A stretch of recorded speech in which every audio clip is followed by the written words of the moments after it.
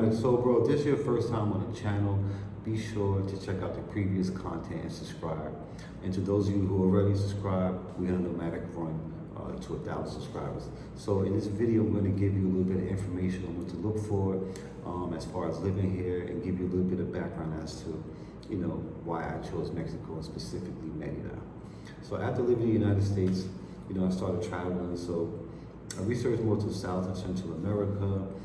The proximity to the United States and the climate, of course, played a key role in the process, right?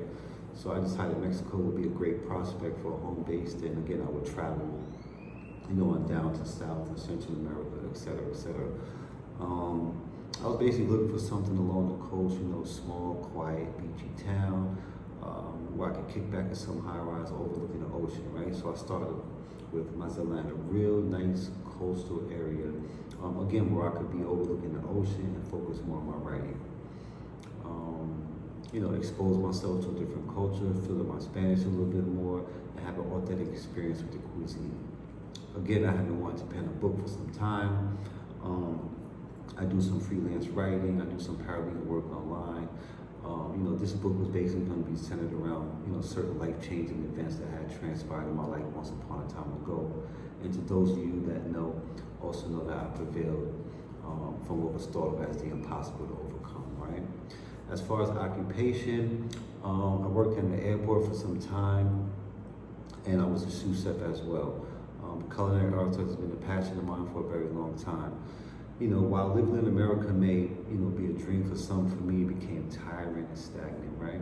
I lived in several different states in America throughout my life. And when the pandemic happened, it was like an eye-opener again, right? Mazatlan, because, it looked to be a really nice, cozy beach town. The proximity to the United States, the climate, all these things, right?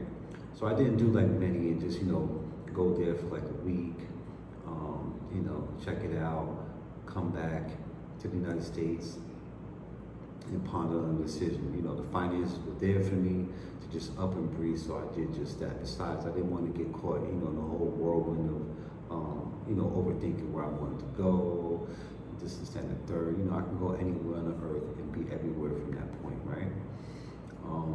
I was used to traveling since a baby, so there wasn't any fear, of going somewhere new. So I purchased the tickets, and it was green light for Mexico after that. I was set to leave, all packed, super excited. And then the capture of El Chapo's son made it hot, right? And a wave of, retaliatory attacks followed in the state of Culiacan, making pretty much the whole country headline news. So once I started hearing this, I'm like, hold up, where's Culiacan now? It really didn't dawn on me that I was going to, the state of Sinaloa. Sinaloa, which is, where Mazatlan is, and Culiacan is like, the next state over. My eyes were like dinner plates once I found out. I'm saying to myself, Sinaloa, where do I hear that at? I've been hearing that, pretty much my whole life, that state. So if you don't know, Sinaloa is home basically to, arguably the most powerful cartel in the world, right? So I'm thinking, damn, this is where I chose to go at first. Then I'm like, oh, it's lit, I'm still going regardless, Plus I wanted to really kick off my traveling as well and document it through YouTube, right? So it started getting real bad out there. The airports being put on pause, et cetera, et cetera. Again, it didn't dawn on me, but I was like, why does the name sound familiar to me? I've been hearing this, again, for my whole life, pretty much. So that idea was scrapped, but I was still going to Mexico regardless, just not to Sinaloa. But I'm definitely going to visit in the future. I still look forward to riding my electric bike on the Nomadic Run, right? So the idea was, basically scrapped. I spoke to some people in Merida. I kept coming up in the conversation. Where could I go to Mexico?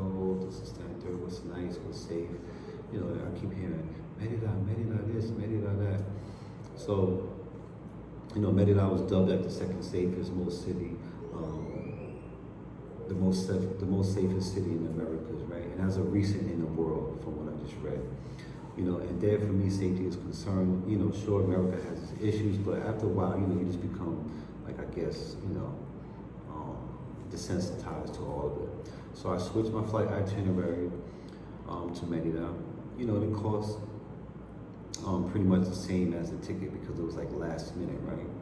But I was set on going regardless. So, you know, that's how that went. So that's my introduction. Hopefully you enjoyed this video as well as the previous content. I ask that you stay tuned and with my channel to continue to grow. We're definitely doing numbers in these YouTube streets. Check out my stories. I'm just getting started for now. There will always be a palm tree breeze to catch here in Mexico. So let me get back to that, but I'll be right back with another video. Like, share, subscribe, Nomadic Soul Bro.